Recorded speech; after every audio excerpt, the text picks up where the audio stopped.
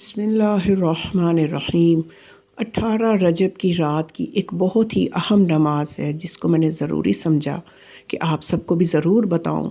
وہ بہت ہی مختصر اور آسان طریقے سے پڑھی جانے والی نماز ہے اور اپنے اندر بہت سے فائدے رکھتی ہے۔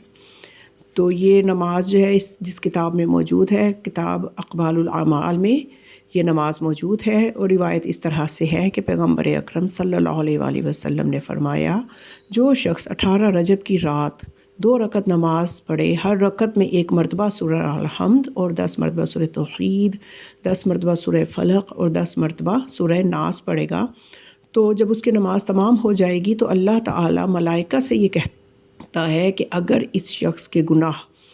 عشر لینے والوں کے برابر بھی ہوں، یعنی زکوٰۃ جو اکٹھی کی جاتی ہے ان کے برابر بھی ہوں، تب بھی اس نماز کی وجہ سے میں اس کے گناہوں کو معاف کر دوں گا، اور اللہ تعالیٰ اس کے اور آتش جہنم کے درمیان 7 خندق بنائے گا۔ ہر خندق اتنی چوڑی ہوگی کہ جتنا آسمان و زمین کا فاصلہ ہے۔ تو بس آپ سب بھی ضرور اس نماز کو پڑھیں اور دعاؤں میں مجھے بھی یاد رکھیں، اور اپنے عزیز و اقارب تک بھی یہ نماز پہنچائیں، کیونکہ بہت ہی مستند کتاب سے میں یہ روایت آپ کے سامنے بیان کر رہی ہوں، اور اس سے مستفید ہوں سب۔